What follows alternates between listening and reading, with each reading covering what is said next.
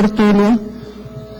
Meu boa tarde aí para todos. Hoje nós temos aqui a egocarmologia dentro da holocarmologia, que é a ciência aplicada aos estudos, conhecimentos específicos, sistemáticos, técnicos, teáticos, ou pesquisas da estrutura, condição ou caráter das relações dos princípios de causa e efeito, atuantes da evolução da consciência, quando centrados exclusivamente no ego em si, no universo da lei de ação e reação, e na lei do retorno ou da holocarmologia.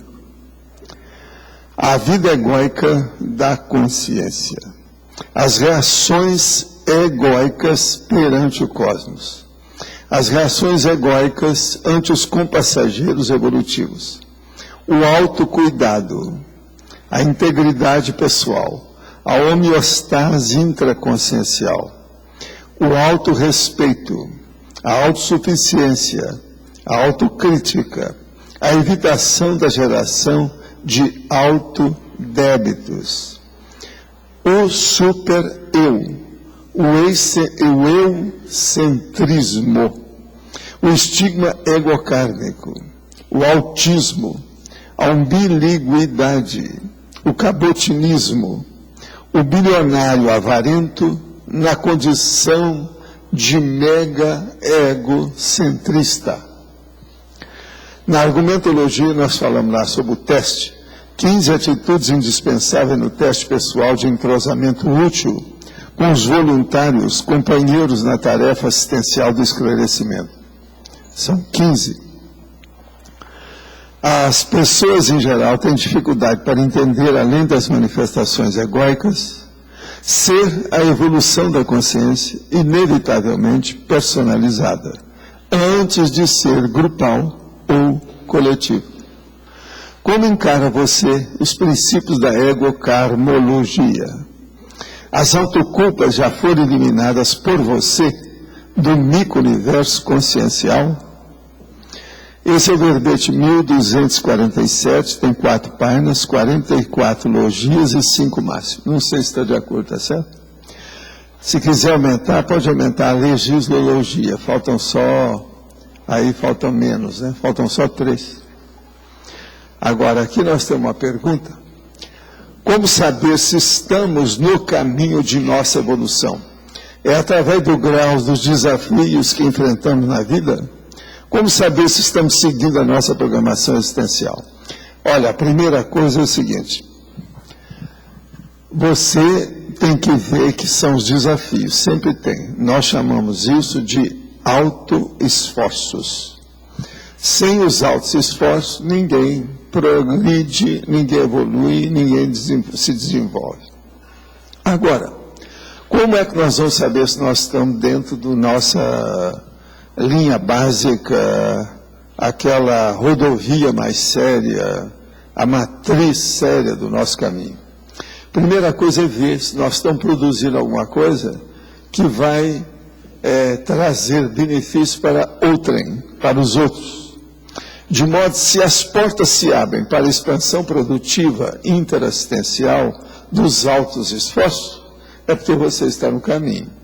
Agora, a primeira coisa é o seguinte, de quando em quando é bom você ir para o laptop, fazer um registro e se atualizar, dar um inventário, um balanço, um levantamento do que você faz.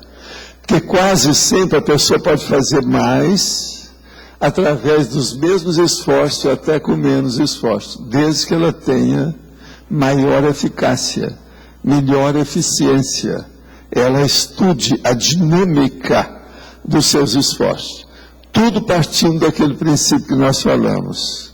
Bons hábitos, rotinas úteis. Sem isso, ninguém faz nada. De modo que a programação existencial também pode ser feita hoje, tecnicamente, através da Apex.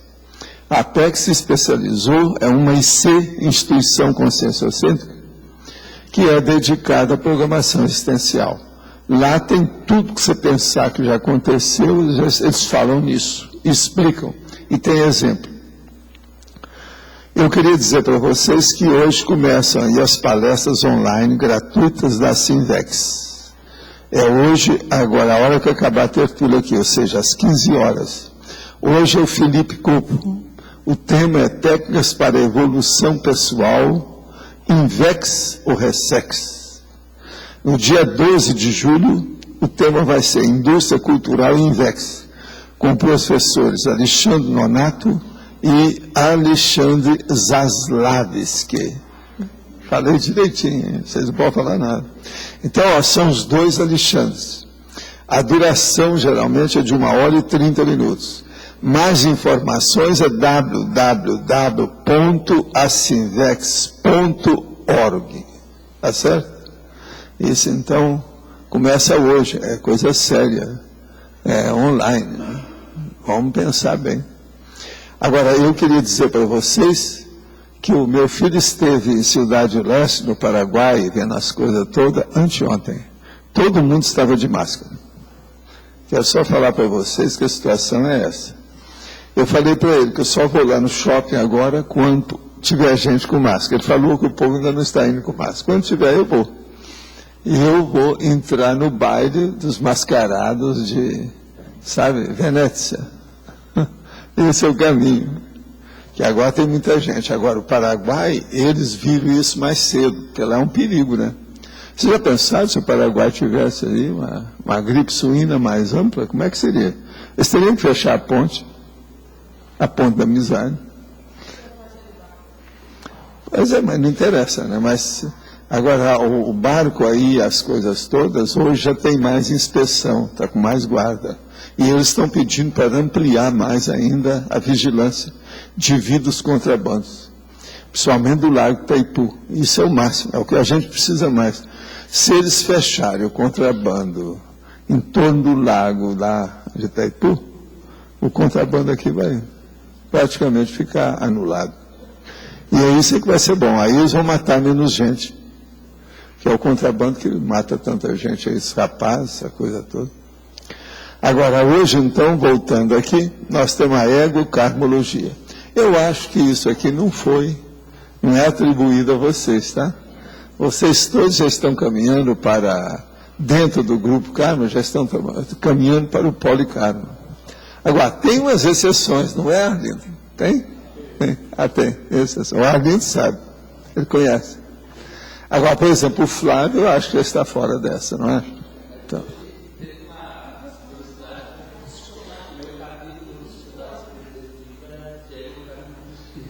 Ah, é? Hoje? É.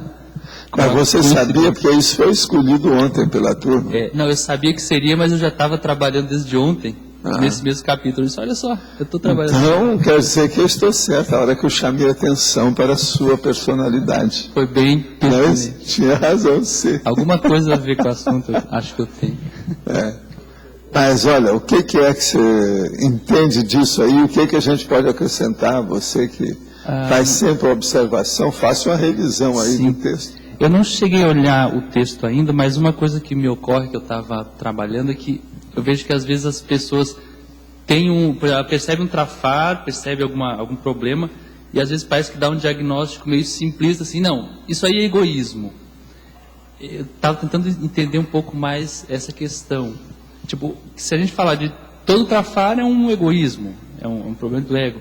E aí parece que ela dá esse diagnóstico e fica por isso mesmo. Não, as pessoas, Flávio, elas procuram banalizar os seus erros, seus enganos e as suas omissões. Isso faz parte. Isso aí é que entra dentro daquela tríade da ironia que eu chamo.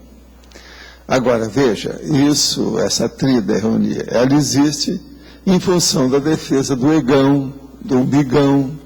É o problema ainda retrógrado da consciência. Ela ainda não consegue ir à frente sempre. De vez em quando ela dá uns passos atrás. E aí é que, às vezes, piora tudo. E muita gente também estaciona, fica estagnada, devido a esse passo atrás. E outra coisa, desculpa que eles dão o seguinte, não, você evolui com mais lucidez quando você dá um passo atrás e dois à frente. Isso é tapiação, isso é semântica, é eufemismo, é conversa fiada. Quando você está à frente, você não volta atrás, isso é igual uma catraca. Você sabe o efeito da catraca? Ela segura, não dá para ir atrás. A vida é uma catraqueira permanente. Se você não usar a catraca, não vai. Os assediadores tomam conta e o passadismo, você está entendendo? A retrogradação, aquilo que eu chamo de paleopensene, domina a pessoa, que é o reto pensene. Entende? Essa questão de dar um passo à frente para dar dois para trás significa, na verdade, que ela estava... Está dando uma interferência aqui. Significa...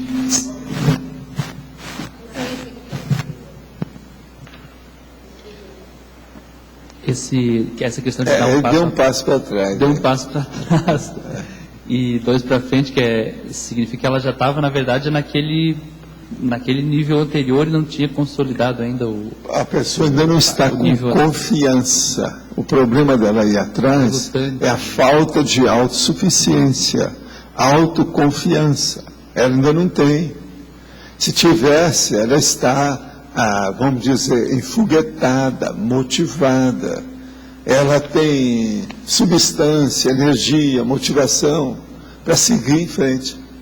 A persistência não significa retrogradação. Constância, persistência, entende? Aquilo que eu chamo a consciência javalina, ela não pensa em retrogradação. Uma coisa é você estudar teoricamente o passado para ajudar as pessoas que ainda estão lá. Outra coisa é você volver ao passado. Por quê? Por insegurança pessoal. Isso aqui é o pior. Entendeu? Há uma diferença enorme entre uma coisa e outra. Eu vim falando do passado, mas você acha que eu sou um cara do passado? Um cara uma vez falou, não, você nessa idade, você é um velhão. Você está assim, não, velhão não, o nome é macróbio.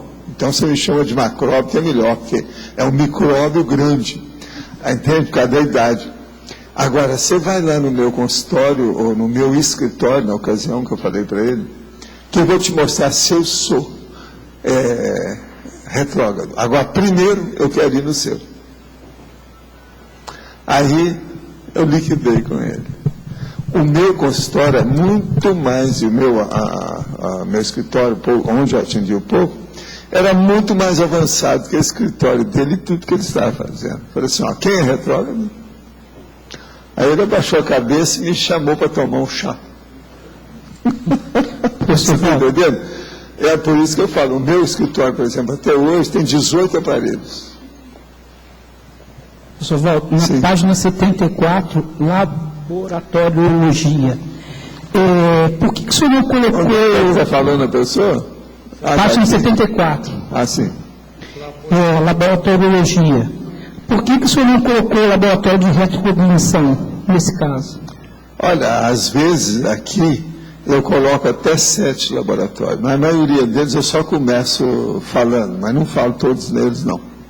Aqui nós falamos do estado vibracional, que é para a pessoa evitar de retroceder. Foi só isso. Mas agora é lógico que tem tudo isso, a retrocognição e tal. Mas o problema é que nós não queremos, nesse caso aqui, que a pessoa entre nisso. A gente quer que ela vá à frente. E não que retroceda. Fica aí. Ela não deve nem caranguejar. Caranguejar quer dizer andar para o lado. Está errado também. Quem vai para o lado, vai para o acostamento. Ele sai da pista principal. Você está entendendo? O processo é adelante. Entende? O problema é esse. Você queria falar? Sim. Na fatologia, na 6ª linha, eu gostaria que o senhor falasse alguma coisa, quero entender melhor a evitação da geração de autodébitos. O problema todo é o seguinte, a pessoa, ela às vezes está habituada com certos, vamos dizer, processos, reações, etc. É isso que nós chamamos hábitos arraigados. Esses hábitos, às vezes, eles criam débitos. A pessoa está arranjando uma interprisão grupo kármica com esse modo de ser. Agora, chega num certo ponto em que a pessoa começa a desconfiar disso Então ela vai localizar, identificar o que é que faz com que ela crie esses débitos. Então a primeira coisa que ela faz é uma expressão um pouco chata, difícil, às vezes até das pessoas entenderem, mas é a primeira providência que a pessoa tem que tomar. É a eliminação das amizades ociosas. Ela tem que ser um pouco mais utilitarista, pragmática, prática, objetiva dentro daquilo que ela faz. O que eu chamo de amizade ociosa? Eu dou como exemplo uma coisa muito séria. Por exemplo, no Brasil, principalmente no Rio, as pessoas vão para um pub, para o bar, para o botequim, como eles gostam de falar, e fica lá, por exemplo, hoje, que é um domingo, às vezes vão para lá ainda com sol a pino, e ficam lá até, às vezes, de madrugada, jogando conversa fora, bebendo chopp e indo ao banheiro. Você está entendendo como é que é? Agora, a hora que acaba aquelas horas de muita conversa com os amigos, muito riso, etc. tal, espreme, não dá nada. Então aquilo é uma perda de tempo. Por quê? A coisa mais séria. Não é apenas a perda de tempo pessoal da pessoa, não. Mas ela está alimentando a perda de tempo, de interesse, de ideias, de uma série de pessoas que estão ali. O exemplo dela é super negativo dentro da Interprisão Grupo Carne. Você entendeu? Uma coisa aparentemente muito simples, social, coleiras do ego, está entendendo? E que as pessoas se defendem dentro do mecanismo de defesa do ego o tempo todo. No entanto, não é o ideal. Você entendeu bem como é que é? Eu, por exemplo, eu lembro sempre de um amigo meu que era um problema. Ele, todo sábado, ia para uma reunião dos amigos que faziam coleções das coisas. E eles, então, chamavam para tomar um chopp. Tinha um bar junto. Eles ficavam lá horas e horas, papeando, jogando conversa fora, com aquilo. Eu examinei e vi que eu estava com um negócio na perna. Mas nunca fui desse lugar lá para tomar chopp com eles. E vi que estava com um negócio na perna. Eu falei com ele, é bom você tratar disso. Ele, que nada, deixa eu tomar meu chopp. 6 meses depois a gente enterrou ele. Ele ficou velho em 3 meses, totalmente velhinho, com câncer, um melanoma que deu nele. Agora veja, aquilo lá perturbava a reflexão dele. Chegava no fim de semana, ele queria esquecer da vida, queria afundar as paixões, entende? Afundar os choros, as lamúrias dele na questão do chopp, com as coisas todas. Agora, esse meu amigo me chamou muita atenção. 6 meses depois disso, a gente estava enterrando ele, lá no Rio. Foi uma pena, um grande cara, bom, é tanto que todo mundo gostava dele. A reunião lá, aquela turma, está entendendo? Aquela turma, o grupo, não ficava sem ele, todo mundo chegava atrás dele, chamava atenção, queria a presença dele. Praticamente a farra só começava depois que ele chegava. Mas, como é que fica? Você está entendendo? Então, esse processo aí que nós falamos, a evitação da geração de autodébitos é um fato. Agora, o autodébito são os débitos que a pessoa mesma arranja. Ela arranja primeiro consigo mesma, não é com os outros. Primeiro, há um autoassédio. Depois é que tem o heteroassédio, o externo, de outrem, entende? Exterior. Agora aqui, na 7ª linha 7 da fatologia, quase o significado de superego e de supereu no paradigma conscienciológico. Na página, isso é o seguinte, superego, geralmente eles falam muito do ponto de vista técnico. Então, é o superego sendo analisado tecnicamente dentro da área da ciência, de uma cultura maior, entre da área de erudição. E o supereu é essa pessoa do coloquialismo, a coisa mais normal. O supereu seria como se fosse uma tradução popular do superego. Agora, na página 74, efeitologia. Como neutralizar os efeitos danosos do egoísmo? Nós acabamos de responder. Na questionologia, como acelerar a eliminação das autoculpas? Olha, a primeira coisa é a pessoa não ter mais autoculpa a partir daquele momento que ela decidiu. A vontade dela vai superar esse processo. E ela tem que fazer renovações.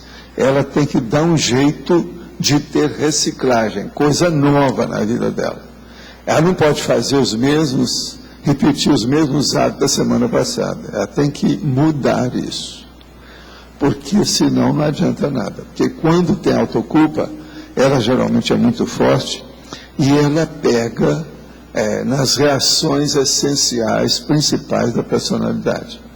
De modo que se não houver uma limpeza disso, uma renovação, uma reciclagem, uma mudança, a pessoa não vai mudar. De modo que para acelerar, primeiro localizar, identificar essas autoculpas e fazer uma reciclagem. Essa reciclagem, ela já é a recim, ela é interconsciencial, não é apenas só externa desses hábitos que eu estou falando, não. A pessoa tem que mexer no micro-universo consciencial. Numa das sessões de TENEPS, veio-me a ideia de fazer um trabalho de desassédio de minha vizinhança, iniciando-se com uma família vizinha e ficando nela até que me viesse a intuição para passar à próxima. Iniciei a TENEPS apenas há 1 mês e meio e pensei que provavelmente eu ainda não estava preparado para isso. Confio plenamente nos amparadores, mas não sei se eu estou preparado para esse tipo de trabalho. O senhor acha prematuro, ou se eu tive a intuição para fazer isso, é porque os amparadores estão apoiando? Primeira coisa, você está querendo muito. Você está apenas começando a TENEPS, você está querendo melhorar a cidade inteira a partir dos vizinhos? Isso é muita pretensão. Outra coisa, nos primeiros 6 meses, você deve ficar dentro da sua insignificância. Em TENEPS, no trabalho interassistencial, onde você é uma mini peça, quem manda é o maxi-mecanismo. Você não vai fazer o repertório da assistência. Quem vai estabelecer o caminho é o amparador para você. Agora, você aí está perguntando, você acha que foi prematuro ou eu tive a intuição para fazer? Você que sabe. Primeira coisa que a gente teria que perguntar para você é o seguinte: esses vizinhos interferem na sua vida, na sua família, na sua casa, naquilo que você faz, na sua profissão? Isso é a primeira coisa. Agora, veja bem, só uma pergunta cretina de gente que gosta de fazer pesquisa, sabe? Na sua vizinhança, por acaso, tem algum cemitério? Porque aí é que eu quero ver, né? Vamos ver como é que é, porque às vezes, com o tempo, acaba até mudando o cemitério, o ambiente do cemitério, as coisas todas que tem. Mas aí, de cara, seria bom ver a qualificação da vizinhança, para a gente ter uma noção disso. Agora, lembre-se, não fique arranjando o índice de atividade que você tem que fazer para assistir os outros. Quem faz isso é um amparador. Professor, esse conceito da egocarmologia, há um equívoco, né, em relação a essa assistência. Por exemplo, o espírito, acho que o cristão também, ele tem esse conceito equivocado, porque coloca o seguinte: temos que fazer assistência ao outro, esquecendo de nós. Quando eu cheguei aqui, eu encontrei muita dificuldade, porque eu sempre me voltava para o outro, nunca me voltava para mim, nunca fazia assistência para mim. Então, esse processo de eu me voltar, eu passei muito mal, de ter que voltar para mim, né? Existe aí uma abordagem que eu não sei se você sabe. Quando você começa a fazer assistência, por exemplo, dentro da TENEPS, você só se volta para o seu ego para aperfeiçoar a assistência que você faz aos outros. Pois é, mas se você pensar isso, acabou tudo, não é mais debate. Professor, quando eu comecei a me voltar, realmente eu verifiquei que eu tinha realmente muitos hiatos, eu tinha muita coisa dentro de mim e falta. Você estava fazendo um negocinho. Não, eu vou ajudar ali porque eu quero isso. Isso aí é porque isso aí é um processo judaico. Não sei se Só era, faz né? com retorno. Não, eu não sei se fazia. Isso aí não é o ideal. Talvez inconscientemente, né? Eu, por exemplo, trabalhava com portadores do HIV, prostitutas, homossexuais, uma ONG destinada. Agora, quando eu fiz consciencioterapia, eles colocaram que havia nesse aspecto uma questão de a Santa Rosa, porque os pacientes diziam, mas isso é né, entendeu? Então, virar santa e entrar no lixo. Então, Você sabe que eu deixei o movimento espírita e eu estava esperando a hora certa, né? Aí eles falaram assim, o dia que você tiver um sinal, está na hora de sair. Então, amanhã eu fui atingir vários pacientes lá, numa área lá de Uberaba, muito pobre. Eu de jaleco, meu material de médico, aquela coisa toda. A hora que eu entrei numa casa, eu vi que tinha um big de uma pintura, de um retrato meu, e cheio de flores do dia, as flores dentro de um copo d'água, debaixo do retrato na parede. Na sala principal. Eu falei assim, essa aí é o sinal. Aí eu caí fora. Já tinha gente que estava dando nome para os filhos de Valdo e Valda. Falei assim, então está na hora de eu cair fora. idolatria, né, professor? Você está entendendo? Mas ocorre muito isso, né? O espiritismo você sabe que Allan Kardec, Chico Xavier, todos são idolatrados, né? Pois é, mas agora eu já fazia assistência em Uberaba naquela ocasião há praticamente 22 anos. Só com o Chico faziam 10 anos. Agora, foi a primeira vez que eu vi uma coisa daquela. Está entendendo? E outra coisa, uma família simpática. Eu tinha já atendido muitas vezes as crianças, o negócio todo. Agora, arranjaram foto minha, ampliaram a foto e fizeram uma pintura em cima, ou de algum modo desse jeito. Eu sei que o negócio era tipo pintura, mas era o meu retrato, bem claro. Entendeu? E uma posição até bacana, tudo. Me ajudaram muito lá. E agora, aquele copinho, eu lembro bem, do lado direito, você está entendendo ali? Já tinha um lugar, um estrado para colocar o copo com as flores. E eu fui olhar as flores vivas do dia com água dentro daquele recipiente. Ocorre muito isso. É um negócio terrível. Outra coisa, a hora que eu vi aquilo, eu fiz de conta que não vi e caí fora. Professor, o senhor falou também que aos 26 anos, quando o senhor até teve o primeiro infarto, que o senhor também trabalhava muito. 28, tinha 28. Então o senhor se voltava também muito. E nessa época o senhor também cuidava também do senhor? Voltava também? Não, o meu para cuidado o seu comigo, deixa eu te explicar. interior? O meu cuidado comigo começou mais sério aos 14 anos. A hora que eu falar, isso não é para você. Eu aí reformulei todos os meus hábitos, minhas rotinas, o modo de ser. Porque a hora que eu vi que uma coisa que o povo estava insistindo que eu fosse participar, que eles falaram que não era para eu entrar, e outra coisa, eu recebi um banho de energia, porque eu já recebia banho de energia assim desde menino. Eu sabia quando tinha amparador na história, não precisava nem de ver, só por causa do banho de energia. A hora que eu vi aquilo, eu falei assim, agora eu vou renovar isso tudo. Então, comecei a fazer um levantamento. A partir disso, eu comecei a me cuidar. Então, por exemplo, para mim foi a maior surpresa a hora que eu tive o infarto e a hora que a hipertensão ficou comigo, nunca mais foi embora. Então eu vi que o processo era genético e era um excesso. Eu estava com muita confiança em mim. Então veja, você pode ter o maior corpo, com a maior infraestrutura possível, você ser a super mulher, você está entendendo lá, a superwoman e outras coisas desse sentido, mas tem um limite. Toda matéria é limitada. Eu não pensei nisso. Eu fazia as coisas. Mas é o conceito mais ou menos que passa o ninguém aguentava naquela ocasião. Né? O trabalho que eu fazia, ninguém aguentava. Agora, mesmo reformulando isso tudo, quando eu saí de lá, que na realidade foram alguns anos depois do meu infarto, eu deixei 6 pessoas trabalhando nas diversas funções que eu exercia. 6. Eu tive que arranjar essas 6. Tudo dizia respeito à assistência. Agora, isso tudo eu vi. Agora, naquela ocasião, eu já não estava com excesso.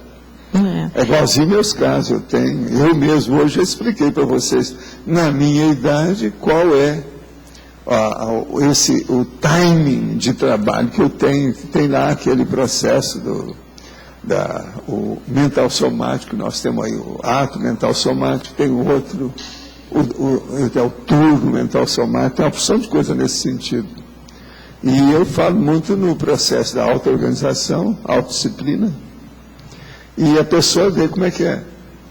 Eu, por exemplo, tenho me mostrado aqui como eu nunca me mostrei, nunca me expus tanto, a autoexposição pública, terrível. Mas para mostrar para vocês, o que é que eu faço, o que eu não faço. Né? É o jeito. O jeitão. Aqui que eu fui entender esse processo de primeiro voltar para o ego para depois voltar para fora.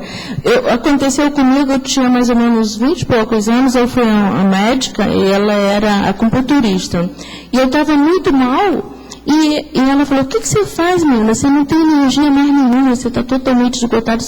Não, eu trabalho muito, me dou muito, mas escuta, e você, como é que você vai ficar? Aí ela me disse uma coisa que antes de chegar à Conscienciologia, eu comecei a me preocupar. Escuta, quando você chegar do outro lado, que eu disse que eu não me importava de dessomar, porque eu estava fazendo assistência, né? Aí ela falou assim, e quando você chegar do outro lado, que conta você vai dar do seu soma, porque você tem um período de soma útil para desenvolver o seu trabalho. E você está se suicidando. Aí eu voltei para casa e comecei a pensar, puxa, mas é assim que eu tenho que fazer? Eu já falava, na ocasião do infarto, eu já falava em suicidamento. Eu sabia essas coisas todas. Agora, veja, eu sabia que eu tinha macrosoma, eu já admitia a hipótese do macrosoma. Uma outra coisa, eu sempre tive problema de extra. Então, por exemplo, minhas doenças é hipertensão, é hiperacidez, é hiperatividade. Mas eu sempre procurei me manter. Você veja, a maior prova que eu tenho é isso aqui, ó. Meu sistema neurovegetativo, nessa idade, era para estar todo... Por que não é? Porque eu consigo me educar dentro da condição. Agora, por exemplo, se eu não tiver cuidado, até uma surpresa agradável aumenta a minha pressão. Nesses 50 anos foram assim, 49 anos. Então, eu tenho que estar de olho em tudo. Agora, por exemplo, uma surpresa agradável, às vezes tem, né? Sempre tem, mas eu procuro minimizar tudo. Agora, uma coisa séria é euforia. A hora que você descobre uma coisa nova, uma ideia nova, é um problema.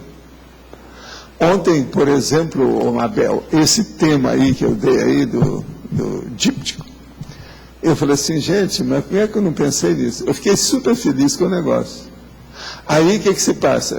Começou a querer me dar uma euforia com aquilo. Então, o que eu fiz? Arranjei outra coisa para fazer. Só peguei no negócio de madrugada. Eu já fiz o verbete.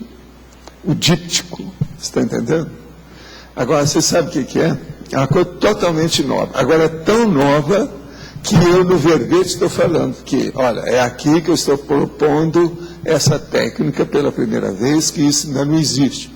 E coloquei lá num determinado ponto, ano base 2009, que não tem. Agora, o que é? O díptico. Díptico quer dizer que são duas tabuinhas que vinham da antiguidade e que mostra hoje, quando vai ser usado, um trabalho que é feito junto com o outro, que um completa o outro. Então, o que eu quero falar é o díptico evolutivo, ou seja, as duplas evolutivas aí, o duplista homem, a duplista mulher, os dois parceiros se juntam para fazer um livro só, por exemplo, e amalgamado, um dentro do outro.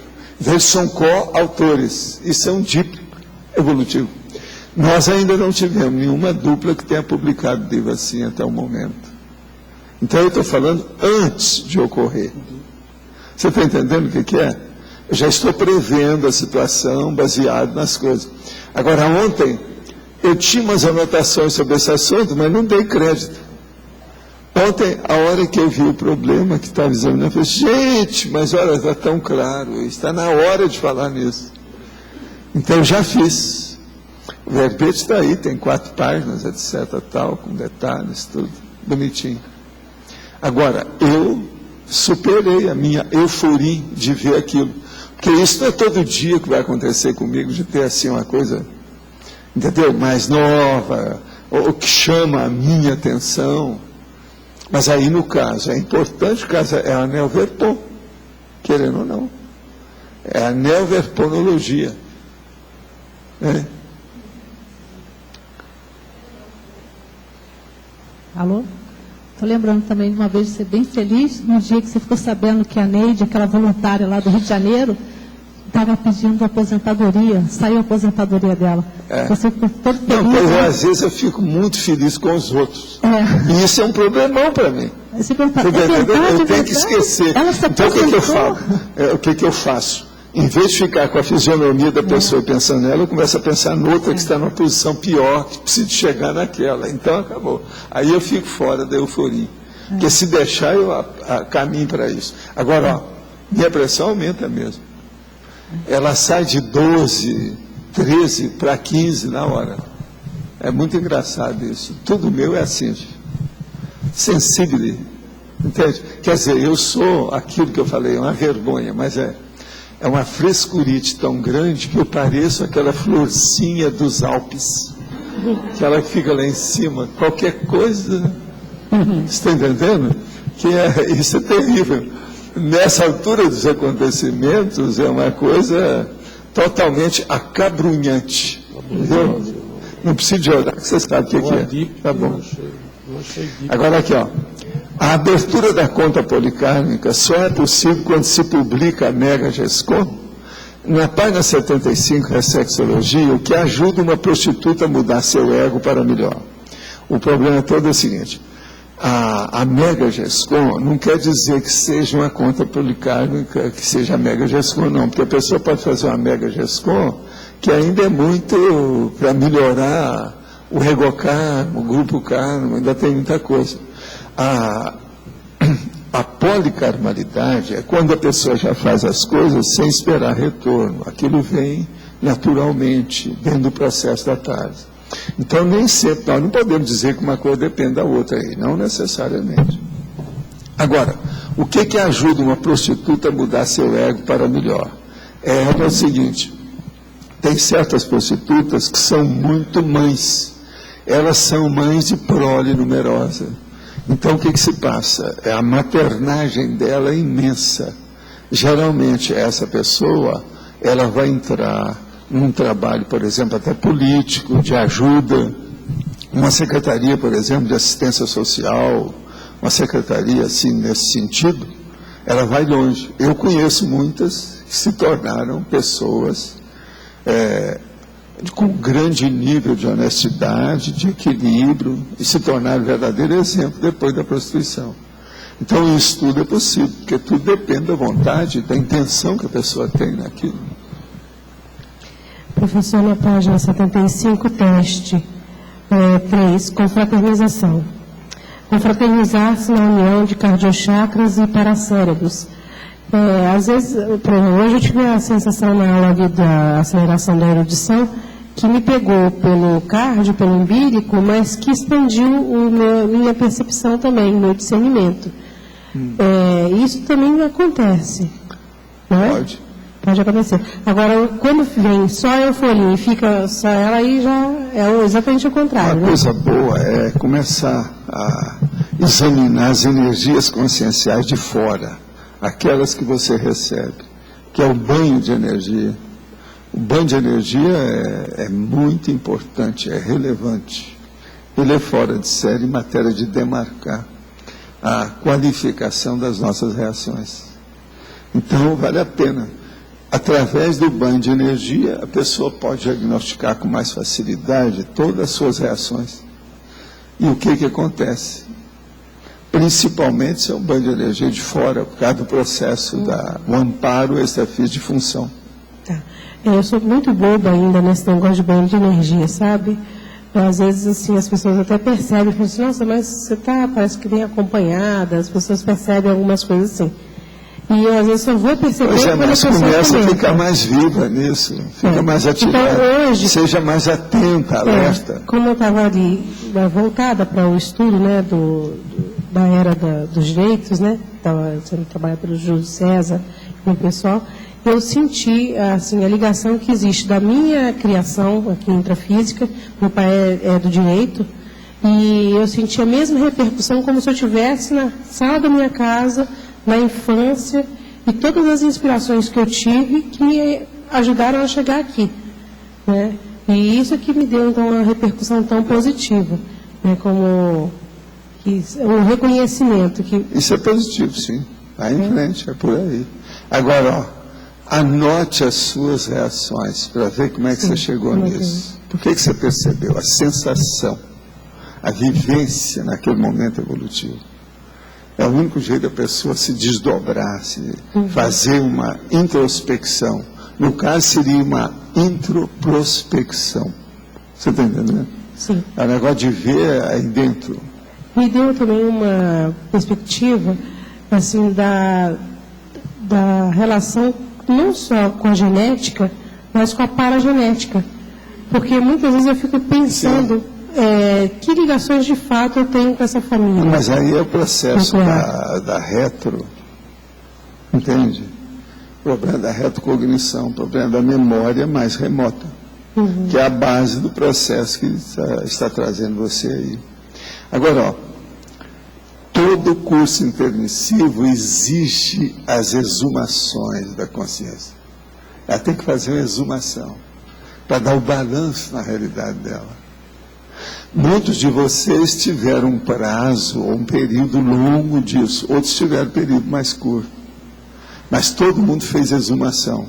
Agora veja, muitas dessas exumações práticas, elas só vão ocorrer aqui, durante a vida, a existência da pessoa. Então, exumar, no caso, é ver qual é o DNA da sua paragenética desse último milênio para cá. Vem tudo para a pessoa ver como é que ela está. Aí, então, há o desenvolvimento maior do parapsiquismo, que é o que interessa no caso. A maioria dos esforços de autorretrocognição devem ser buscados, e eles ocorrem para influir no desenvolvimento do autoparapsiquismo. Isso é uma regra, é geral. É muita gente assim.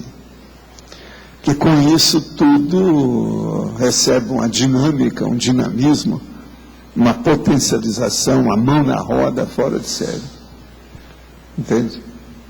De modo que observa isso e olha as suas anotações, o que é de memória recente, o que é uma memória remota. Professor Valdo, Sim. aqui não há. Elizabeth aqui em cima. Aqui em cima. Você poderia falar mais sobre, ampliar mais esse conceito da exumação e aqui no intrafísico com relação ao grupo? A primeira coisa é o seguinte, a hora que chega um ponto que você começa a pensar fora do universo da parte familiar, nuclear sua. Entendi. Então, a hora que aquilo é espontâneo, você vai olhar e falar, bolas, essa semana não teve nenhum efeito em mim que eu me dedicasse apenas ao processo egóico familiar. Que esse processo egóico familiar, ele significa a extensão do egão da pessoa. Certo. É a pessoa que é tão egóica que ela se estende aos outros. E isso ocorre mais, de uma maneira pior, quando a pessoa já está mais madura fisicamente, depois da meia-idade física, etc. tal, porque aí a pessoa já está madura, ela já quase sempre já se libertou dos liames, dos links, dos laços, das grilhetas do processo, a interprisão grupal já está aberta. Ela não está presa naquilo. Então, se ela ainda tem, mostra que Entendi. ainda tem muito processo. Valdo, A egocarmologia, vamos dizer, positiva, aqui já foi falado, é voltar para si próprio para depois fazer alguma ação positiva. Mas aqui, por exemplo, na exemplologia, aqui está falando um conjunto de conhecimento. O conjunto de conhecimento em si já é do ego. Não, se não tem um conjunto de conhecimento, o que a pessoa faz? Ela vai errar sempre. Ela tem que ter autocognição. Então, quanto mais melhorar o mental soma, mais possibilidade a pessoa tem de acertar. Eu sei, ela tem um conjunto de, vamos dizer, são autoconhecimento que ela está usando aqui na egocarmologia autoconsciência. E ela está usando como mini peça, mas aqui também quis dizer que ela voltou para si própria e se tornou uma mini peça. A gente sempre tem que voltar para si próprio, sempre. Que é a parte positiva da Todos os choques da evolução exigem isso, todos os impactos exigem isso. Mas o problema é você não ficar lá. Você volta para fortalecer o seu processo, vamos dizer, de heteroassistência, heterodesassédio. É como está colocado aqui no Egocarmologia Consciente, fala de um conjunto de conhecimento. O problema é aí a pessoa se voltou para... Egocarmologia instintiva, o conjunto de conhecimentos evolutivos da consciência vulgar, ainda dominada pelos instintos. Essa, então, está entregue às baratas, tá certo? Agora, egocarmologia autoconsciente, o conjunto de conhecimentos evolutivos da consciência lúcida, na condição de mini peça, na estrutura do maxi-mecanismo interexistencial. É o que eu considero que são vocês. Se vocês ainda não chegaram nisso, vocês já estão na soleira da porta. Já estão de vez. Já estão querendo amadurecer. Para interpretar o que está escrito, o que eu entendi, que ela se voltou para si própria, adquiriu autoconhecimento. Sim. E usou para... Ela sabe que ela é uma mini peça, mas ela é consciente disso. E dentro dessa mini peça, ela quer ficar cada vez mais lúcida e melhorar os seus potenciais. A coisa então muda de figura. Ela já não está pensando mais em sobrepor os competidores, ultrapassar os concorrentes, engolir, você está entendendo, os adversários. Ela não tem mais isso. Ela não pensa mais em adversários. Ela não cria mais desafeto. Mas a coisa mudou. Como você tinha falado aqui antes, o positivo da egocarmologia é a pessoa voltar para si própria e depois ajudar os outros. Ele é neutro. Com a intenção de ajudar os outros. É isso sempre. Parece que e sempre você sempre vai pensar em você. Nada que você faz, nem o livro que você escreve, você não está deixando de pensar em você. Por isso que eu falo, todo livro para mim é autobiográfico. O que varia é o percentual da holobiografia que a pessoa colocou lá dentro. Mas sempre tem. Mas quando jeito. A gente volta... Estilo é holobiografia. Quando eu volto para mim mesmo, com uma intenção de me melhorar, por exemplo, uma autoconsciência terapia, isso é positivo também. É positivo, mas ao mesmo tempo também você está pensando nos outros. Por quê? Você vai na autoconsciência terapia, você vai examinar na condição de evoluciente o que é a questão fazendo na consciência terapia. Você pode fazer observações, você pode melhorar, você pode participar amanhã, depende da situação. Ainda ontem uma pessoa foi fazer a consciência terapia e perguntaram para ela se ela não quer participar. Ela ser consciência terapeuta. Topou, a pessoa topou. Então veja, isso aí já vai ajudar. Ela vai ampliar o universo da interassistencialidade dela. Isso é muito importante. É básico, é fundamental, é relevante para ela.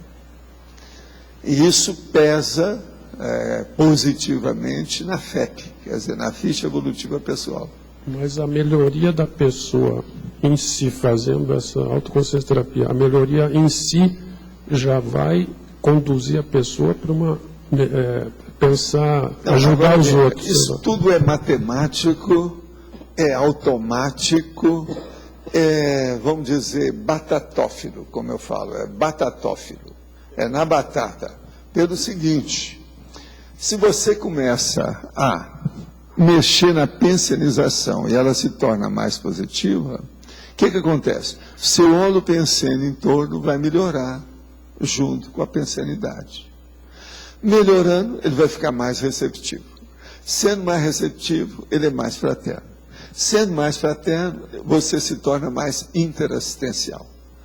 Ficando na interassistencialidade, você já vai ampliar as possibilidades de cortar todas as raízes negativas das suas interprisões.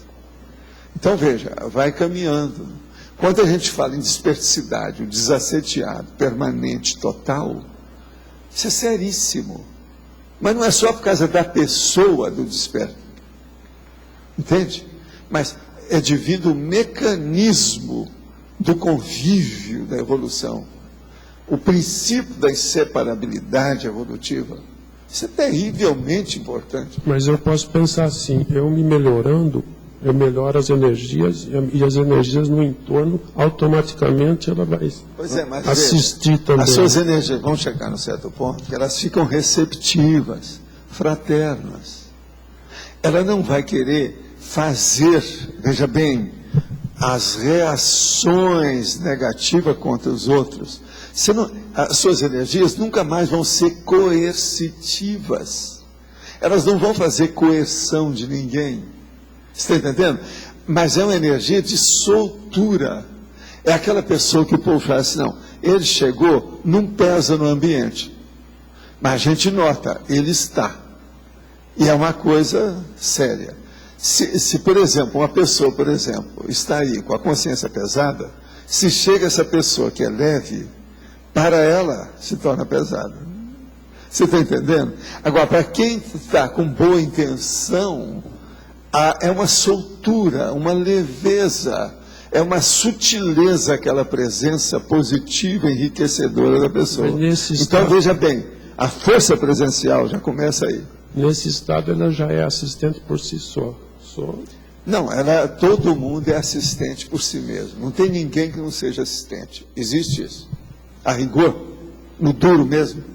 Até o Hitler assistia os outros. É tanto que ele gostava de uma cachorra. Agora, quando ele foi suicidar, o que ele fez? Primeiro colocou o veneno na cachorra para ver se funcionava. Então mataram a cachorra primeiro para depois ele usar. Entende? Cada um tem. Outra coisa, ele gostava da cachorra. Todos eles mostram lá que ele gostava. Quer dizer, todo mundo tem assistência de alguma coisa. Tem aquela pessoa que vive se coçando, que eu perguntei para ela, você assiste às pulgas? Mas não é o caso de perguntar? A pessoa vive se coçando, deve ter muita pulga. Mas ele também induziu a tropa de choque dele também a se suicidar. Pois é, mas agora que loucura que é, né? Então você veja, esses dias eu tenho falado muito do Hitler aqui para vocês, para a gente pegar o povo da baratrosfera, porque as conselhos estão chegando aí cada vez mais.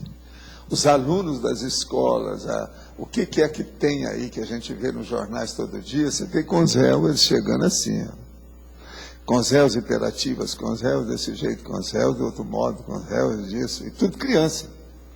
Tem criança com disso, com os instintos que são verdadeiros bofs. É um negócio de mau instinto que a pessoa tem. Eles estão chegando, estão tudo aí. Professoras, assistentes sociais, psicólogos, esse trabalho todo do governo não é fácil. E outra coisa, isso está no mundo inteiro. Você não pensa que é só no Brasil, que não é não. Olha só esses meninos que estão matando pai e mãe, e matando aquele monte de gente nas escolas, os colegas deles, com tiro nos Estados Unidos.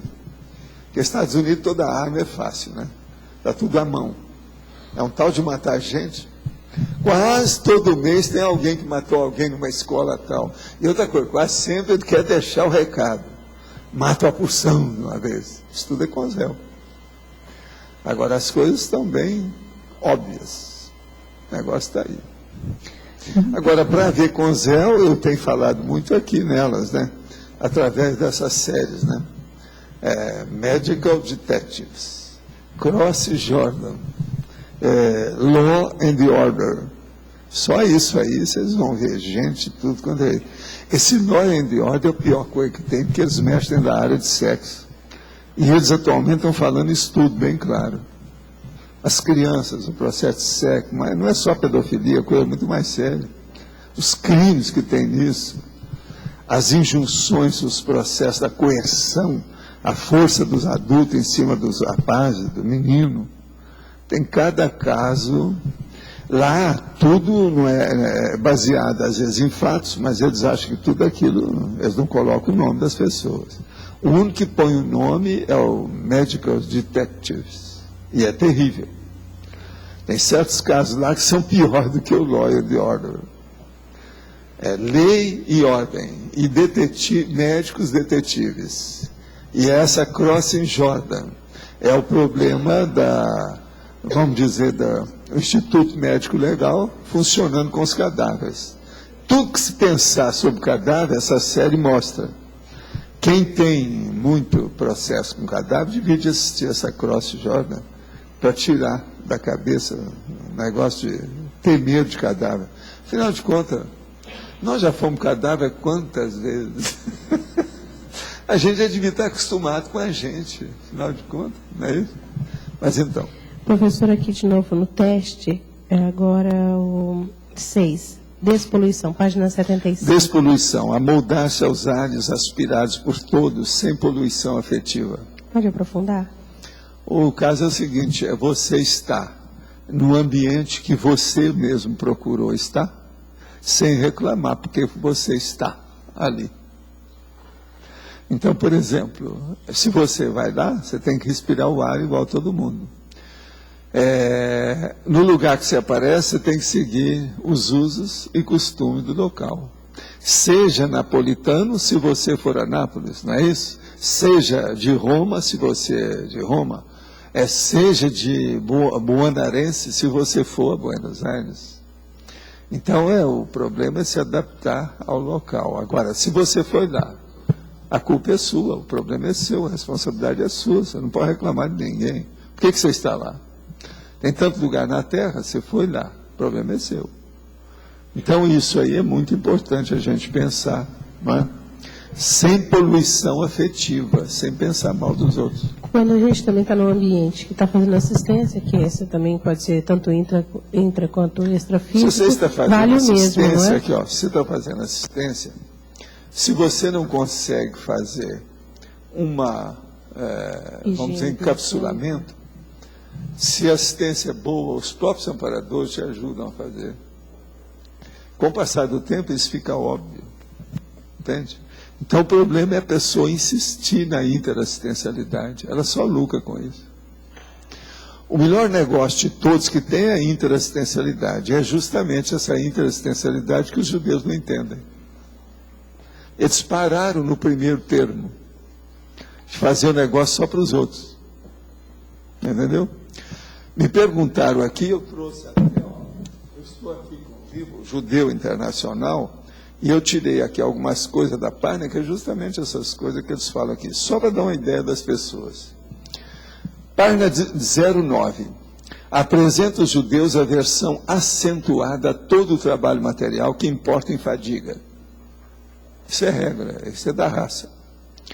Página 14. Um judeu nunca se enriqueceu à custa de outro judeu. Eles não se exploram, eles exploram os outros. Tá certo? Comercialmente, industrialmente. Página 14. Página 15. São os judeus os senhores financeiros do mundo com a habilidade de inventar constantemente novos métodos de usura. Que é o processo de juntar o dinheiro, é a usura, querendo ou não. Agora, página 16. A letra à vista é uma invenção judaica. Assim também o cheque ao portador. Por ele que inventaram isso. O cheque ao portador tira a responsabilidade da pessoa. A pessoa não sabe para quem foi aquele dinheiro. Vocês estão entendendo, não? Por isso que o livro do nosso amigo é terrível. Isso aqui não tem nada a ver com os protocolos do Sião. Aqui. A técnica judaica foi eternamente a do caminho direito para o quartel-general. Quer dizer, vai direto para os finalmente e fica no top. É aquilo que eu falei ontem. Isso é página 19. Agora aqui, página 21. Outro método comercial moderno, de origem genuinamente hebraica, consiste na fusão ou consórcio das indústrias similares entre si, que é o processo da merge, o processo das fusões, esse problema, tudo isso aí foi isso que inventaram. Outra, página 21. A base da política judaica é assenhorear-se, quanto possível, das vantagens em toda a linha, desde a produção da corrente até ao bilhete de passagem. Então, por exemplo, a hora que vem o Gerson e fala assim, o negócio é tirar vantagem em tudo, né? Todo mundo quer ter. Isso aí é judaico. Ele estava usando aquilo lá, quem colocou aquilo para o Gerson falar, na boca do Gerson, é o princípio judeu. Outra coisa, página 22. Ao instalar a guerra, e em uma única noite, isso foi na Primeira Guerra Mundial, o direito de propriedade passou de nomes de judeus hamburgueses para nome de judeus londrinos. Na mesma hora, de uma noite por dia, eles viram isso. Isso aqui é fato. Não adianta vir na Primeira Guerra, quer dizer, para não perder os processos. Então, de Hamburgo, o negócio passou para Londres. Vocês estão entendendo? Isso feito instantaneamente, da noite para o dia. Isso é página 22. Agora, a página 27. É de todo impossível que um judeu seja jamais patriota. Quer dizer, nunca vai ser patriota em lugar nenhum. Não tem jeito. Está entendendo? É tanto que tem muito judeu que não consegue ser patriota nem em Israel, né? Vocês viram lá o tanto que de oficiais que foram reclamar do governo que não queria participar da guerra, porque não estava dando dinheiro para eles, né? Eles não queriam participar para matar palestinos. Você sabe disso? Teve aí, isso é recente, tem uns 2 anos. Agora aqui, página 31. Os judeus não se unificarão nunca com outra nação. Nunca. É tanto que eles entraram nos Estados Unidos, o que fizeram? Dominaram os Estados Unidos. Eles não se unificaram, eles dominam. Eles vêm pela cúpula, eles vêm por cima. Eles dominam a partir, principalmente, lá de Washington e Pentágono, etc. Tal. Outra coisa, página 41. O judeu americano não se assimila. Você sabe o que é assimilar, né? Assimilação. A pessoa chega e se sente em casa, é amigo de todo mundo, ela tem vizinhos, ela vira uma família só. Está entendendo? Ele nunca faz isso. Eles não se assimilam nunca. Sempre isolado, não tem jeito. Agora, veja, isso não tem nada que ver, eu repito, não tem nada que ver com os protocolos do Sião, que é uma mistificação. Isso aqui é fato, é baseado na realidade. Agora aqui, página 42. A vida teatral, é sabido, está exclusivamente em mãos judaicas. Isso é 1933, quer dizer, logo em seguida, tem página inteira falando da Hollywood, cinematografia, tudo na mão de judeus. Tem tudo lá, eles provam, tem nome, tem tudo. Agora aqui, outra coisa. Página 43. Para o judeu, é sempre questão primordial que seu vizinho seja judeu. Não, que seu vizinho seja judeu, o vizinho. Se for possível. Porque senão, entende? É negócio. Não existe. O judeu nunca foi lavrador, mas sempre se revelou mercador. Ele não é lavrador. Vocês vão ver, judeu lavrador. Ele é mercador. O capitalismo selvagem, portanto, é tudo baseado no judaísmo, tá certo? Agora, ó, o judeu internacional, o livro é esse. Eu pedi para eles para me dar, para ver se essa edição em inglês tem todos os capítulos desse livro. Agora, a maioria aqui dos capítulos são secundários, que é o processo dos protocolos do Sião. Mas agora, esses fatos que o Henry Ford mostra, eles são tudo baseados, são fatos. Não adianta a gente estar brigando com isso. É a tendência mesmo judaica. E outra coisa, tudo isso que eu estou falando, ele faz uma peroração, explica, mostra, tira deduções disso tudo. Eu só pensei algumas coisas nas primeiras páginas. O senhor já viu o filme O Mercador de Veneza? Já. Né? Não, mas lá eles estão exagerando. Eles foram contra os judeus para acabar com a história, aquilo. Outra coisa, ele não foi feito por judeus. Não, ele foi de Sabe por quê? Tem muitos cineastas que lá pelas tantas, eles ficam saturados do negócio de só judeu, judeu, judeu, tudo a favor de judeu, judeu, judeu. Então eles fazem uns filmes contra, que é para pegar alguma coisa. Mas geralmente esses filmes são boicotados. Ele explica tudo o negócio da boicotagem, como é que é feito o boicote. Você está entendendo do povo? Eles dão um jeito. Se começa, eles podam logo, corta a cabeça da pessoa, se for possível. Você está entendendo? Dentro do problema da concorrência. Porque, outra coisa, eu não falei aí, mas ele explica os negócios dos trusts. Você sabe o que é o trust? Antigamente vocês falavam muito no Brasil isso. Hoje já não fala tanto. Mas é o trust. Isso aí é muito sério. Outra coisa também é incorporation. A incorporation que é o negócio da fusão. Quando faz essa incorporation, atrás disso, dos grandes mesmo, tudo tem judeu atrás. Eles não aparecem, mas às vezes você vai olhar. Qual é o principal acionista? Você vai chegar nele. Você está entendendo? Isso é a regra.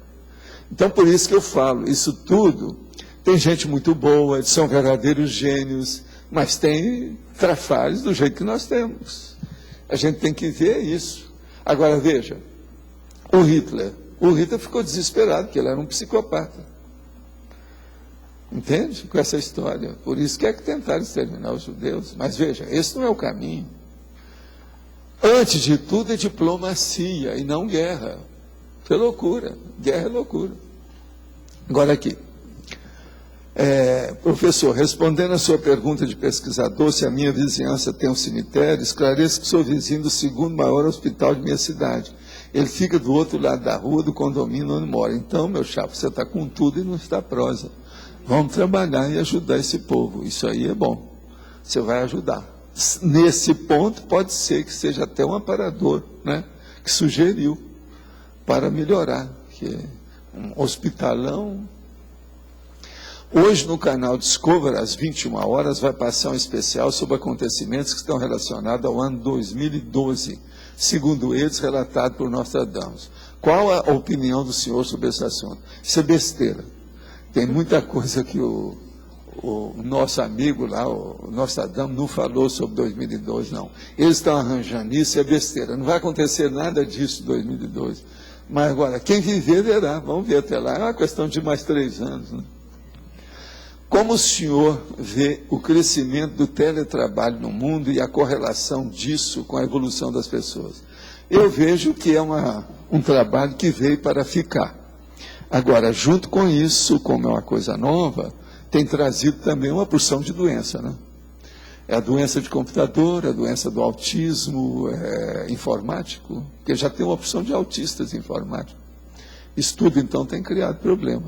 E outra coisa também, essa questão, muita gente trabalha em casa, mas fazendo falcatrua através do computador, né? Então, é o processo dos chats, esse processo de relacionamento através disso, tem dado tanta morte. Tudo isso tem que melhorar ainda, está muito furada essa situação. Mas é um serviço que tudo indica que veio para ficar. Porque o processo nosso é sempre a gente usar máquina sem precisar da gente bancar o lavrador. Quer dizer, todo mundo tem que seguir essa orientação dos judeus. Não seja lavrador, seja intelectual. Mas você sabe, é duro, nem sempre a gente consegue. A minha orientação não é essa judaica. A minha é o seguinte: seja lavrador e intelectual, simultaneamente a vida inteira. Então eu mostro isso. Tem hora que eu tenho que ser lavrador. A hora que eu tenho que limpar as coisas, que apareceu um monte de inseto lá dentro. A hora que eu tenho que acertar minhas páginas, lá os papéis que estão demais. A hora que eu tenho que melhorar uma gaveta com as coisas todas que tem, fazer uma limpeza do outro lugar. Isso aí também é serviço de lavrador, é de operário. Então veja, tenha trabalho braçal e tenha trabalho cerebral. Esse aqui é o melhor que a gente faz. Agora seja só num ou só no outro, nem sempre é ideal. Como lidar com a autossabotagem inconsciente que afeta as consciências com autoculpa congênita relacionada a crimes praticados em outra existência? A primeira coisa é esquecer isso e pensar no dia a dia, hoje, na hora, no momento evolutivo, chamado aqui e agora, para a pessoa, então, produzir mais e esquecer o seu processo do passado.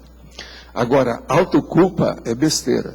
Em vez da pessoa se culpar, o que ela faz? Ela sai na direção da assistência para repor aquilo que ela não fez, para refazer o erro dela. Esse é que é o caminho. Poderia trabalhar mais o item 08 do parágrafo teste, detalhar mais que está pedindo. 08. Encontros. Encontrar-se a meio do caminho evolutivo os parceiros de destino com raízes multiexistenciais. O poder humano nem sempre inspira confiança.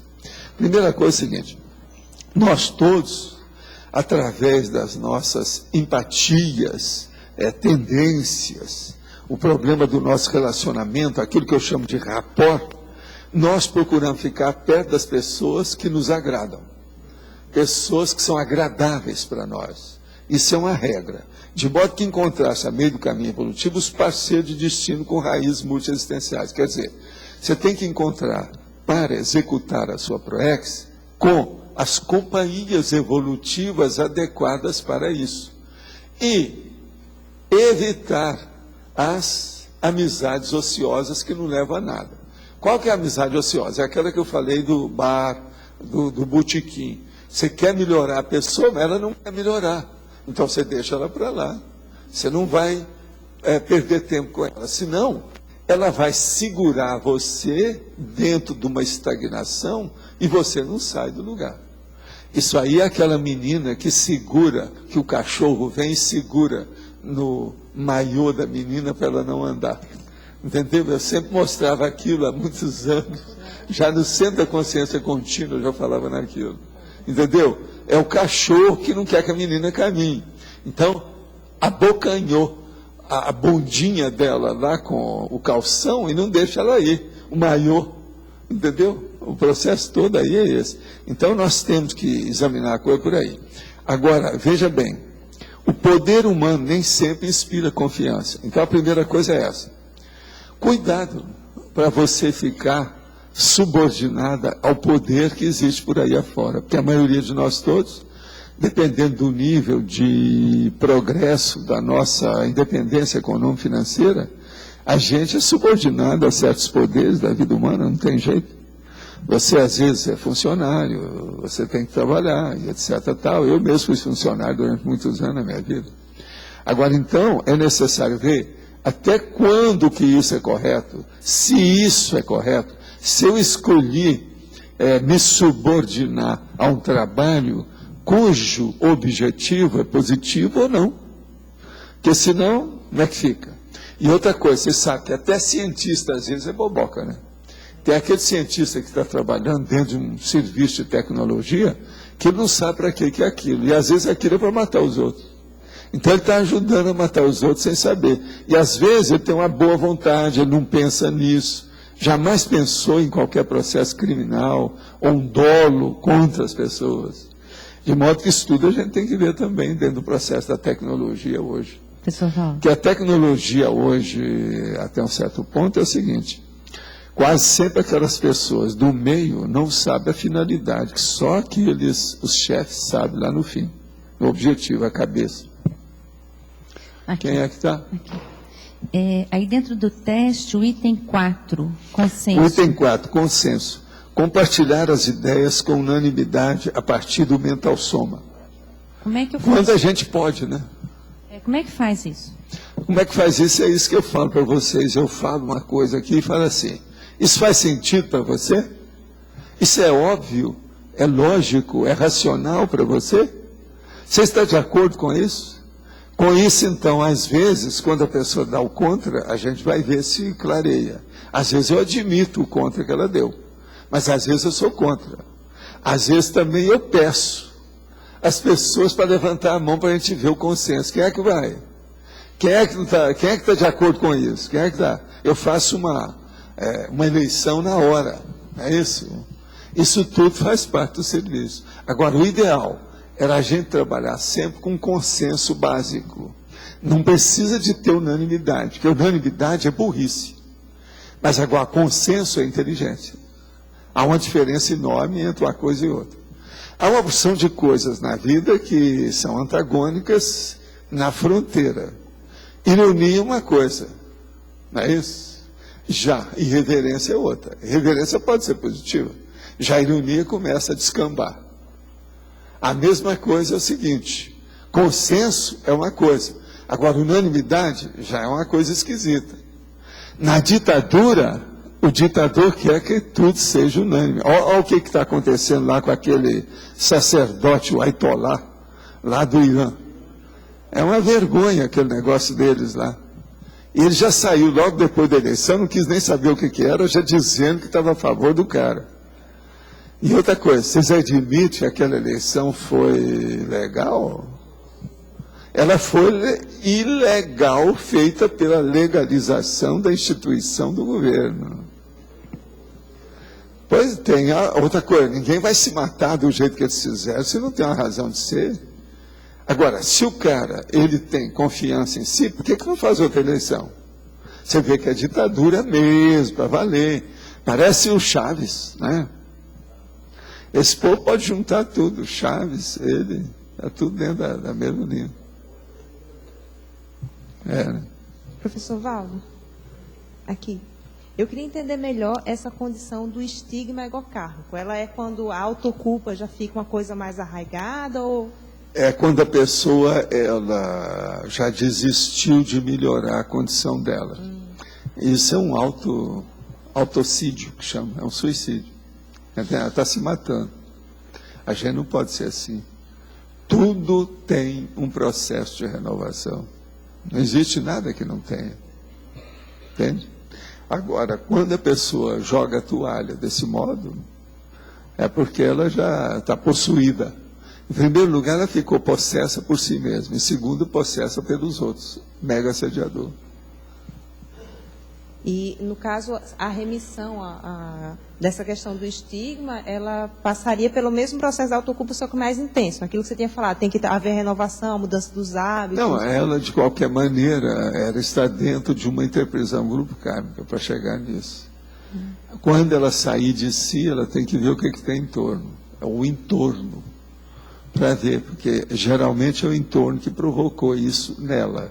Mas a causa essencial é ela mesma, o egão, a interesse, a intenção, a vontade dela. Entende?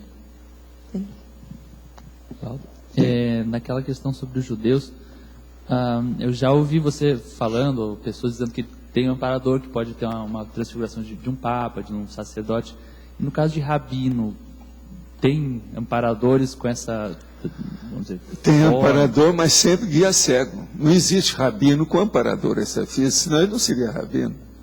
Escuta, Flávio, você ainda não entendeu o que a gente quer dizer entre amparador e guia cego. Guia cego é aquela consciência que ainda tem paixão por alguma ideia básica, alguma linha de atividade, algum preceito filosófico, algum princípio de vida. Ela está apaixonada. Se está apaixonada, é guia cego. Agora, o que se passa? Isso pode ser político, e pode ser religioso, pode ser artístico, pode ser apenas um processo sexual, pode ser um processo apenas de poder. Então, veja, toda religião só tem guia cego. Na questão dos judeus, tem dois aspectos. O sionismo é político, tudo tem guia cego. E a parte religiosa do Talmud tem guia cego. Por que eles não mudam? Quando muda, não muda, por quê? Porque há uma dogmatização do processo. Aquilo é peremptório. Ou você aceita daquele jeito ou não aceita, cai fora. Então você tem que respeitar que eles são daquele jeito com o processo deles. Agora, é ruim, é a hora que a pessoa sai dos arraiais que ele vive para influir em cima dos outros. Por exemplo, homossexualidade é um dever, um direito, é uma condição, obrigação, se a pessoa quer, o problema é dela. Mas, na hora que a pessoa sai de lá e vai forçar a barra para fazer uma pedofilia com alguém, uma criança, por exemplo, isso já está errado. Você está entendendo? Na hora, então, que chega aquele homossexual e fala assim, todo mundo está caminhando para ser, entende? Ógeno, né? E eles colocam lá o que é, né? Você está entendendo? Todo mundo vai ser homossexual com o tempo. Então eu falo, não é nada disso. A consciência não tem sexo. Todo mundo está caminhando para deixar de ser animal e ser a sua consciência pura, real, na verdade. Está entendendo? Agora, eles não. Eles acham que o processo, às vezes, tem gente assim, que quer que todo mundo seja igual, para melhorar, você está entendendo, o mercado. Traficante de droga desejaria que todo mundo usasse droga para melhorar o mercado. Defenderia a legalização. Desde que não invada o terreno dele aonde ele vende. Você está entendendo como é que é? Se invadir o morro, eles vão em cima. Agora, isso é da natureza humana, é a questão animal do homem. Então, vamos entender bem qual a sua situação. Você se atém, ou vivencia, ou tem vida, ou compartilha os seus autoesforços com guias cegos ou com amparador. A maioria da humanidade, tudo é guia cego. Mas uma, vamos dizer, conduta exceção, pode haver do amparador se transfigurar naquela etnia. Não, mas isso aí é coisa que não é o real. Nós temos que ver o que é o titular. As exceções são bobagens, são secundárias. Elas existem, tudo. Mas não interessa. Interessa é caminhar para a coisa correta o tempo todo, certo? E outra coisa, já é difícil a gente já descobrir isso. Quando a gente descobre, se ainda vai abrir a sessão, está danado. Ou você age corretamente, ou você ainda é vítima de si mesmo, que é a auto-vitimização. Está lógico isso para você? Então, por exemplo, você não acha nenhuma religião, nenhuma seita, nenhuma dessas iniciações que tem com esse processo todo, que não tenha guia cego. Tudo tem. A maçonaria tem. Você está entendendo? O Rotary, com toda a assistência deles, tem. O Lions tem. Você veja, são coisas de assistência, a própria maçonaria é assistencial. Mas ainda tem muito guia cego. Agora veja, espiritismo. Tem um monte de coisa de assistência enorme. Tudo é baseado nisso. Mas veja, tudo guia cego. A hora que estabelece uma coisa que é determinada, isso é uma falácia, porque é o dogma. Você está entendendo? Acabou a liberdade. Não tem universalismo. É a facção. É o sectário. Entendeu o que quer dizer? Então, por exemplo, política. Se é um partido, está na cara que é guia cego. Devia de ser universalismo. Você está entendendo? Se partiu, esse é o motivo. Por exemplo, nós temos a Cognópolis. A Cognópolis não é um gueto. A Cognópolis é aberta a todo mundo. É tanto que a gente quer ter um portão para chamar a atenção disso, que é aquilo que eles fazem no Paraná para chamar a atenção. Entende? Para mostrar o que tem aqui e tal. No portão pode até explicar o que é que tem as coisas. E está sempre aberto, não se fecha. Esse portão é uma abertura para mostrar uma entrada. Entende? Tanto que a gente está indo até lá para o shopping lá, né? Que é o pórtico. O processo é o pórtico. É a coisa aberta. Por exemplo, do jeito que está hoje lá, a nossa Expo, a exposição Conscienciologia, está perfeita. Ela não tem cerca. Nem embaixo, nem em cima. Você viu? Ela não tem cerca. Tem umas coisas que eles põem lá de bioma para mostrar às pessoas o que é que tem, mas está tudo tempo aberto. Eu tenho feito a... Isso é o ideal. O ideal é acabar com a cerca, com a fronteira, com os muros, com a muralha, com a parede, com a janela e com a porta. Exatamente. Só fazer entradas. Entrada para tudo. Então, você vai morar em qual planeta? Eu deixaria morar num planeta chamado Entrada. Esse seria o ideal, né? Entendeu? O próprio Marcos Dung me sugeriu fazer a técnica de abrir todos os biomas e deixar tudo aberto. Eu tenho visto que o pessoal começa a entrar e vai lá, pergunta, a gente escancara tudo mesmo, assim, faz um... para a pessoa ver também o que é, né? Às vezes é bom, é interessante.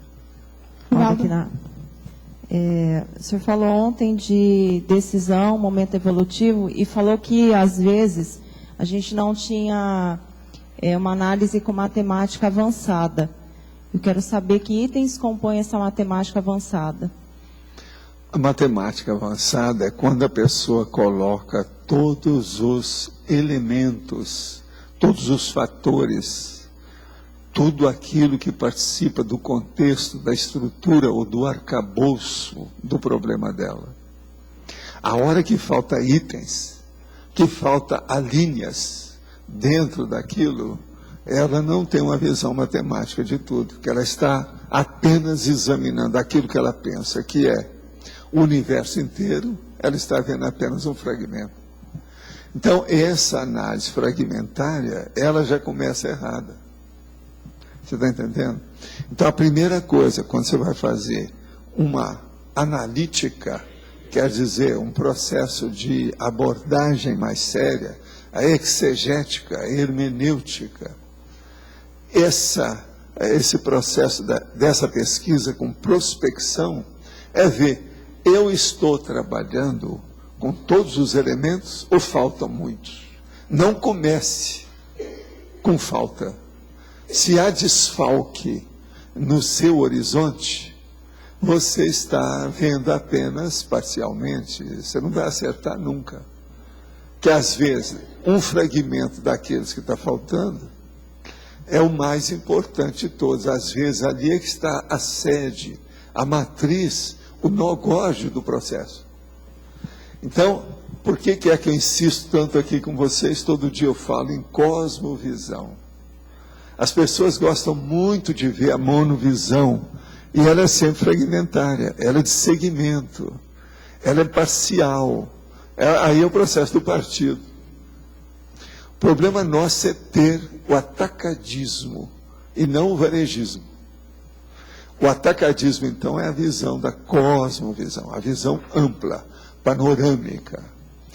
E você, então, aí você tem tudo lá dentro, não tem nada para colocar. O ideal é a hora que você vai fazer uma pesquisa e você retira alguns elementos que trouxeram para a pesquisa, porque você fala, isso aqui já passou da conta. Então, a hora que passou da conta é o ideal, que você vai ficar no osso, aquilo que precisa, o essencial. Por quê? Você já examinou tantos elementos que até já sobraram alguns que você acha que não tem nenhuma importância ali. Então, esse excesso de tirar a gordura, você está entendendo? Na questão da pesquisa inicial, para fazer análise, é o ideal de tudo. Eu, por exemplo, eu uso, ainda agora ainda estava pedindo ali para a Mabel para estudar o processo. Eu pedi para ela lá que dentro dos elementos aí, nós estudarmos uma da média. Pois é, a fonte primária, que é o nome que eu dei até agora aí para fazer o verbete. Quer dizer, você vai examinar uma coisa, você tem que ter uma fonte primária. Na questão de fonte, vamos olhar as fontes bibliográficas, por exemplo. Se você vai falar de um assunto e você não viu quem é que é o propositor, o papa daquele assunto, qual que é a obra principal, você está perdendo seu tempo naquilo. Você esqueceu que tem uma fonte principal. Então a pessoa, por exemplo, às vezes eu já vi análise que a pessoa analisou 200 livros.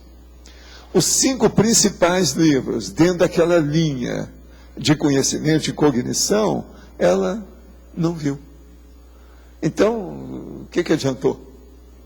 O essencial estava nos 5. 5 autores que ela escapou. Então, a gente tem que ter uma visão muito grande sobre os processos, disso que eu chamo a fonte primária, a fonte básica, a principal. Está entendendo? Pensa nisso. Letra B, Valdo. Sim. Aqui em cima. Na página 76, no item paixão. Gostaria que você aprofundasse na segunda frase a relação da associação de ideias com a megafraternidade. A prática da associação de ideias úteis é o passo mais firme para o universalismo da megafraternidade. Associação de ideias úteis. Tem pessoa que gosta de fazer associação, mas às vezes ela fica na meia-verdade. É o que eu chamo lá, já tem até verbete, sobre o meio certo. Isso é uma droga.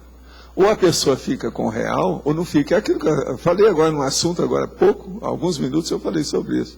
Ou a pessoa fica certa, ou não fica. Ou acerta o passo, ou desista. Não é isso. Então, o problema aí, sério mesmo, é esse. A prática da associação de ideias úteis. Ideias que são aplicáveis, positivas, que vão ajudar no processo. E não ficar com coisa secundária. E por que as pessoas às vezes ficam com a coisa secundária? Ela quer enriquecer porque é mais fácil para ela. Às vezes é algum elemento que ela já domina, um conhecimento que ela já é doutora do assunto, ou alguma coisa, uma propriedade que ela tem dentro daquela área. Quer dizer, ela puxa a brasa para si mesma. Você está entendendo? Aquilo deixou de ser útil. Por quê? O egocentrismo dela está puxando brasa para a sardinha e o negócio está tudo errado. Eu não sei se está mais ou menos essa claro. Questão da mega-fraternidade, então, é abrir mão do secundário e ver o prioritário. A mega-fraternidade é ver o interesse coletivo. É o processo da coletividade. É a policarmalidade. Isso é que é o ideal.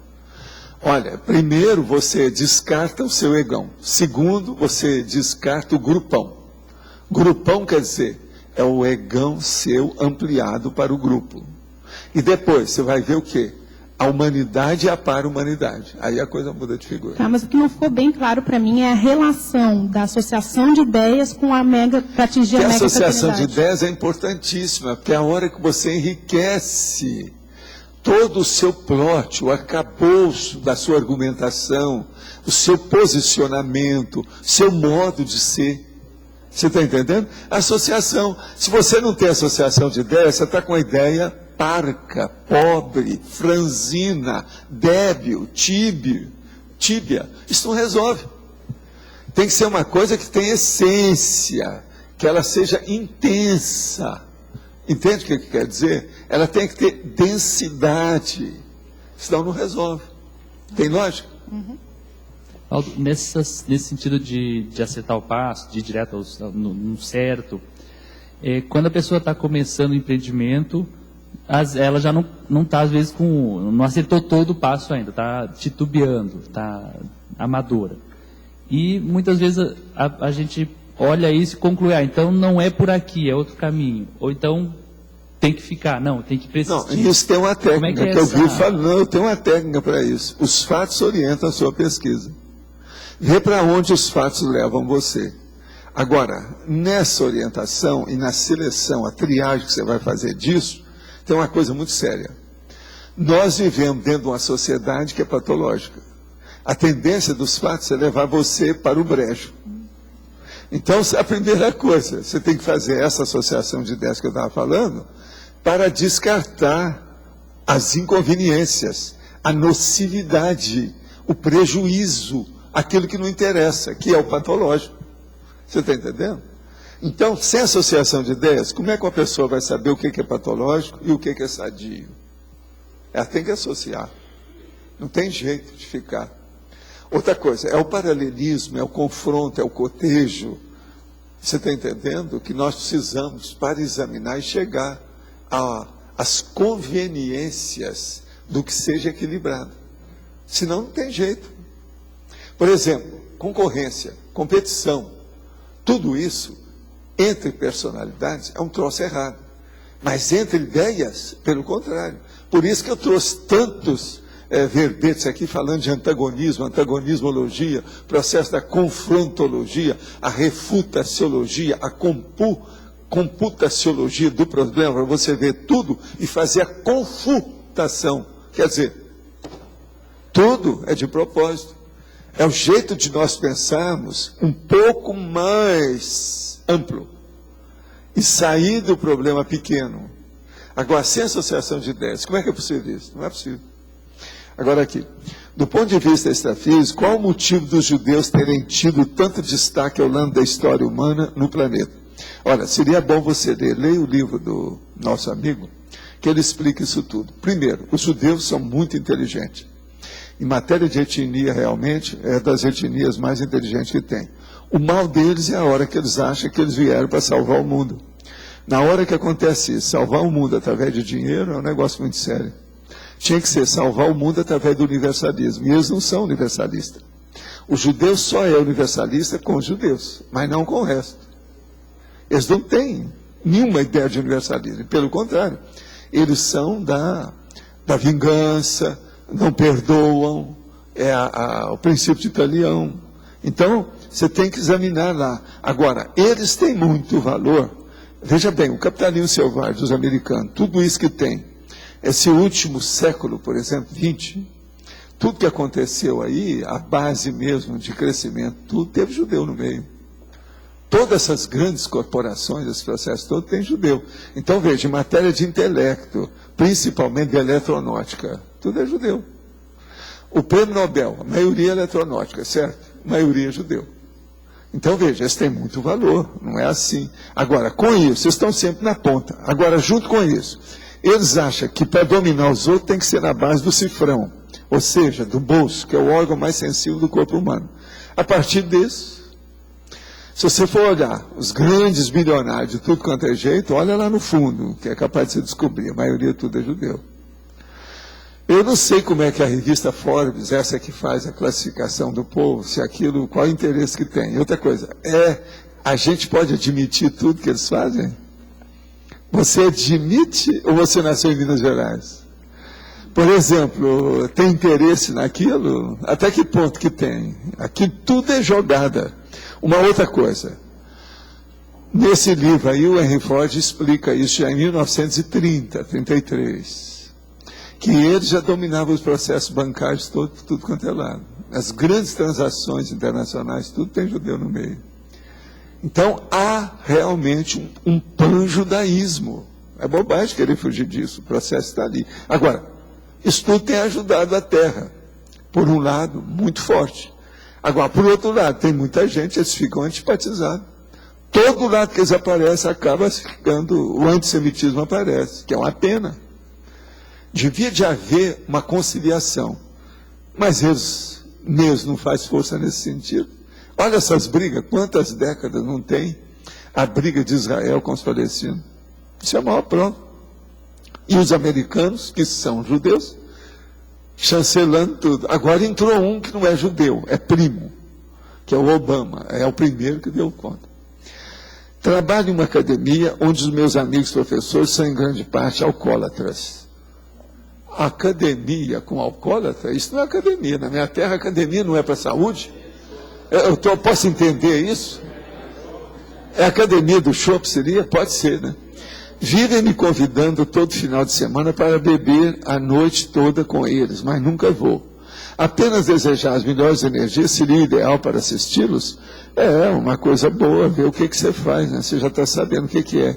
Agora, só não entendo é isso.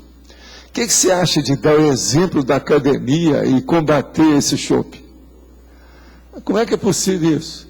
Você já pensou, eu vou fundar uma academia para melhorar a saúde de todo mundo, e vou dar de presente todo dia, devido ao calor, porque a pessoa começa a suar muito, eu vou dar uma chopada para todo mundo, todo dia. Com a barriga de Vocês acham que eu estou certo? É a última? Isso aí, agora, é isso que estão fazendo? Isso aí, o que é isso? Tem uma coisa aí, há uma ingresia nessa história. Quer dizer, alguma engrenagem está batendo pino nessa história. Tem alguma coisa errada nisso. Possivelmente ele vai falar que na academia são os funcionários, que quando acaba o serviço eles vão beber. É isso, porque eles não participam da academia. Então é preciso falar com o chefão da academia para mandar esse funcionário tudo embora e colocar gente que dê exemplo lá dentro. Porque senão o óleo pensando dessa academia não presta. Primeira coisa é essa. Vocês acham que presta? Esse ambiente lá vale a pena? De modo algum. Então a primeira coisa é o seguinte, chega lá e fala essas coisas numa reunião, quando tiver uma reunião, fala isso para todo mundo. Quem é que vai deixar de ser alcoólatra? Não se pode ter numa academia que cuida da saúde funcionários alcoólatras. Vocês acham que isso está certo? Eu não vejo muita saída nisso. Você vê isso corretamente? É possível nos livrarmos completamente dos mecanismos de defesa do ego? Olha, pelo que eu vejo com os serenões, eu admito. E eu confio que é de você que vai aparecer o serenão. É dessa massa que está aí que vai ser o serenão. Então, eu admito. O problema é o seguinte, existe eguinhos e egões. O mecanismo de defesa do eguinho já é pequeno. Agora, do egão é enorme. É um mecanismão. É aquilo que a gente chama o maxi peça dentro do mini mecanismo. Entendeu? É o contrário da situação. Quem é que está com o microfone agora? Tem alguém? B. Sim. Pode falar. Aqui, professor B. Na fatologia, a sexta linha, a evitação da geração de autodébitos. Eu já falei nessa. Eu queria que o senhor falasse dessa relação com a conta corrente ego-kármica. O problema todo é o seguinte: a conta corrente ego-kármica que você tem, ela não precisa mais de gerar nenhuma dívida. Ela já foi feita. Você agora está trabalhando para desfazer o débito. Você está ressarcindo os seus débitos, as suas dívidas. Agora, aqui o que nós estamos falando é a evitação da geração de alto débito, quer dizer, novos neodébitos. O que seriam exemplos desses débitos? É você ampliar, por exemplo, aquela pessoa que vai trabalhar no lugar, se apaixona pela ideia ou por uma pessoa e começa a se desviar, cria problema a partir daquilo, porque o passado todo vem à flora, né? Vem à tona, e aquilo pode desviar a pessoa, criar problema, ela vai criar mais débito. Ela, às vezes, em função de um processo de afetividade, ela faz concessões, ela permite o negócio, vai deixando, a interprisão aumenta. Essas coisas tudo tem, você sabe que tem. O negócio está aí. Você não está vendo uma academia que tem alcoólatra? Quer dizer, o que falta mais? Já tem muito padre que é pedófilo. Pedófilo é um dos crimes mais hediondos que tem. O padre entra na igreja para melhorar o povo todo. E ele comete os piores crimes que existem, que é a pedofilia. O cara entrou lá para fazer assistência. Aí ele desvia e faz a pedofilia. Veja. E encobre aquilo, faz o diabo. Em vez dele estar ressarcindo os débitos dele do passado, que fez muita besteira, ele está aumentando ainda mais. Tudo é um exemplo, né, da atualidade. Você queria falar mais alguma coisa, pelo Sim. que eu estou vendo? Os nossos trafares são exemplos de débitos egokármicos? Os autotrafares? Os autotrafares mostram quais foram as causas das nossas bobagens do passado. E o que a gente sofre hoje. Isso aqui é a situação. Os trafares mostram isso. Ninguém tem um trafar muito arraizado que foi criado ontem. Certo. A coisa vem de muito tempo. Então, a paragenética, as retrovidas, os retrossomas, a holobiografia, ela não pode ser esquecida na avaliação de um contexto desse. Sempre tem. Então, o trafar é uma coisa séria. Como diz lá o cara para mim, Valdo, eu cuido bem dos meus trafarzinhos.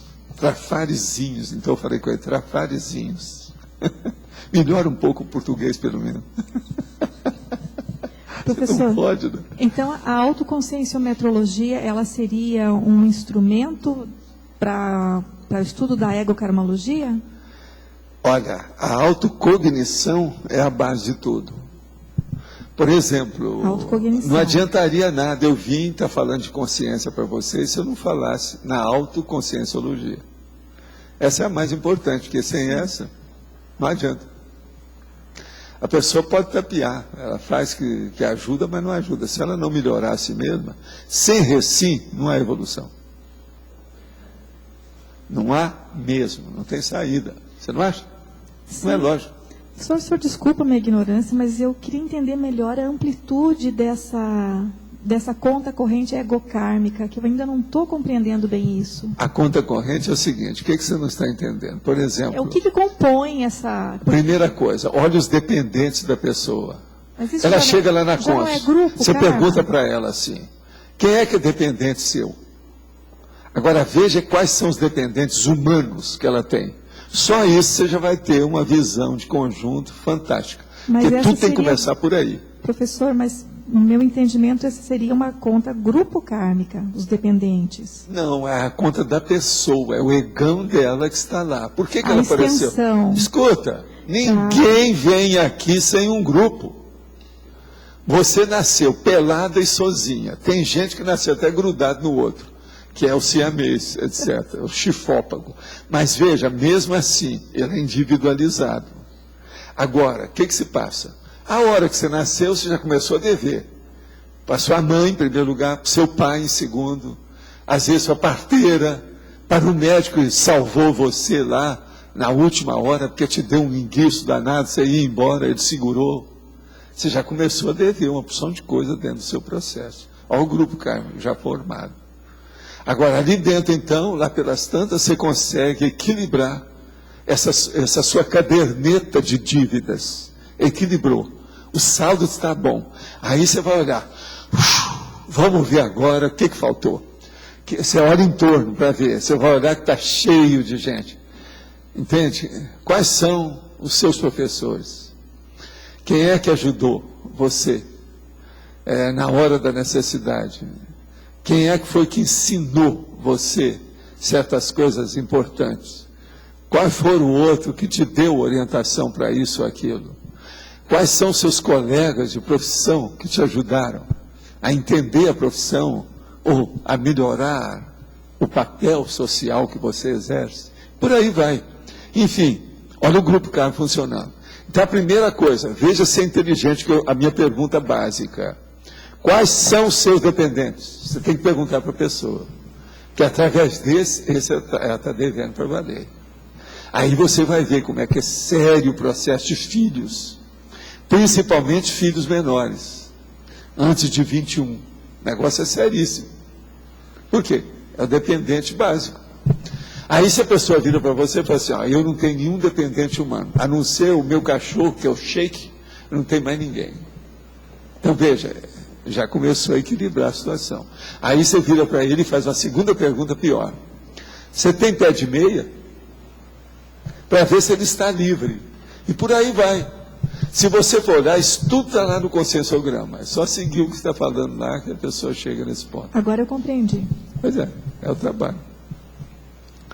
Me conta, você tinha uma pergunta aí que você pegou, etc., depois só anotou. É ligada à questão da ectoplasmia. Às vezes a gente percebe a liberação de ectoplasmia e às vezes eu tenho tido mais isso. Desde que você me diz, faça uns exercícios e tudo mais, eu fiquei mais espertinha, né? Não, e você mexendo com a natureza, eu te falei. Isso aí vai te potencializar tudo. Potencializou aqui nos trabalhos de segunda-feira também, né? Que isso também deu ajuda. Uma outra visão, assim, do trabalho energético.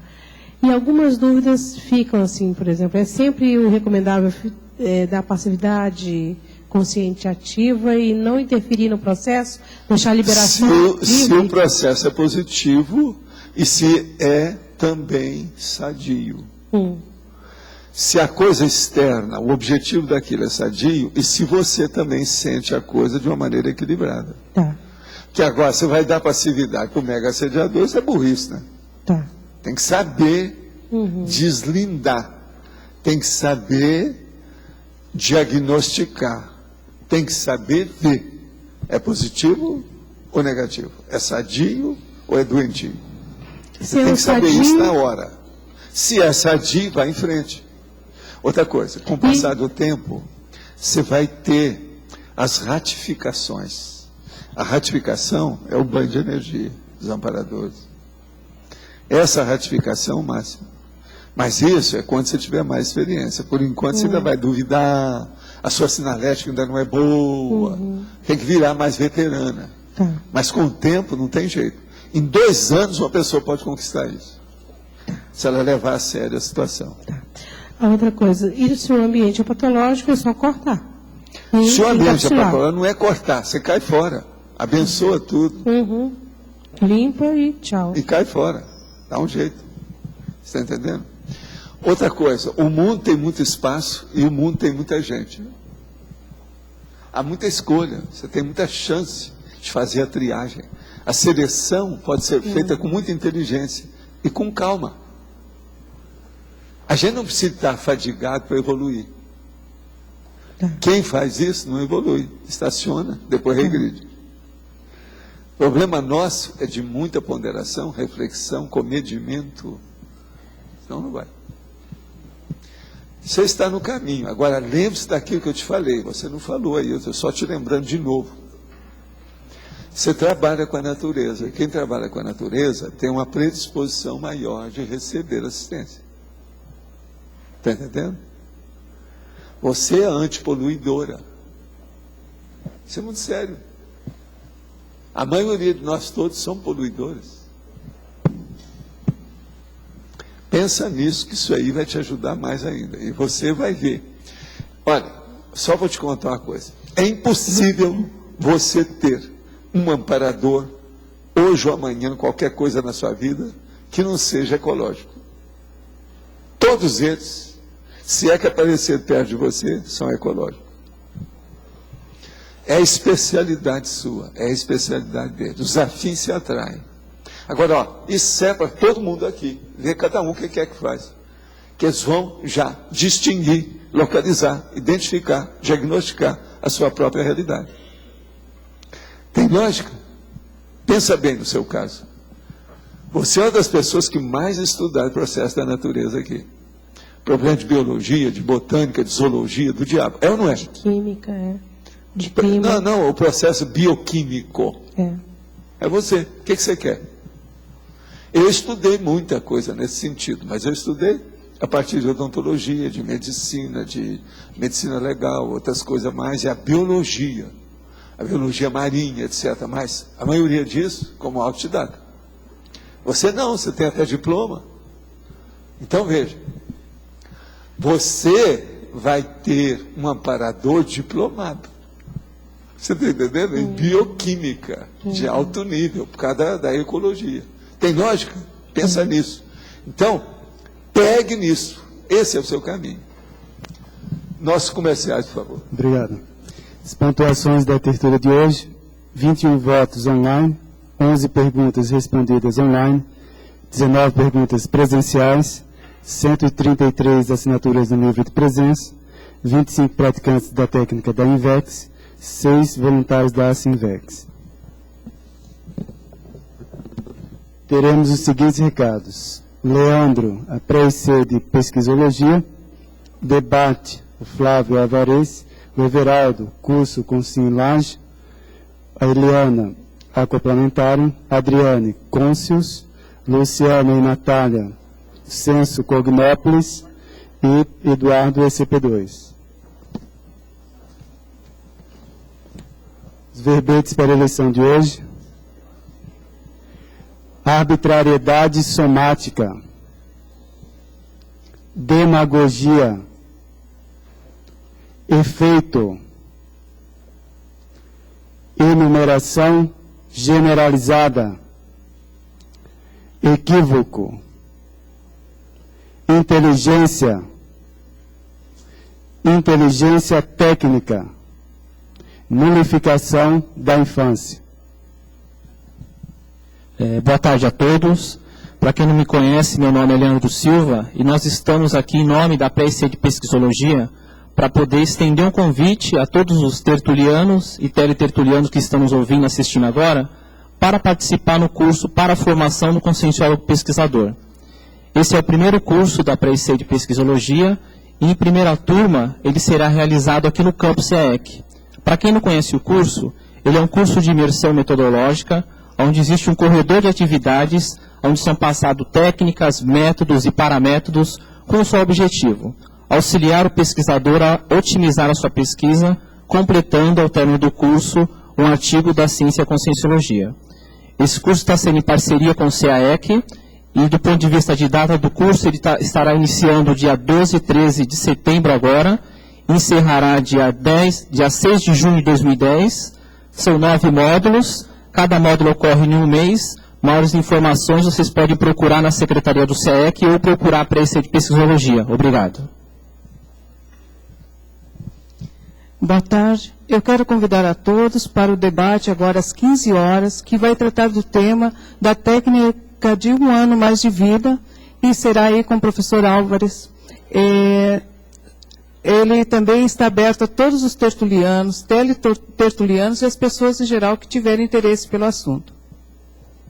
Os debatedores serão a professora Rosemary Vitoriano e eu, e entre outros aspectos a gente vai estar debatendo sobre algumas questões, por exemplo, que pegam mais na hora de se fazer uma técnica de mais um ano de vida, como o medo da morte, a questão da negação dos trafários ou da dissimulação dos trafários. Então, fica o convite para todo mundo. É importante sim, a participação do máximo número de pessoas para a gente contribuir com a compreensão da técnica. O debate ele vai ocorrer agora às 15 horas aqui no prédio onde fica o Salão das Dinâmicas, ok? Às 15 horas.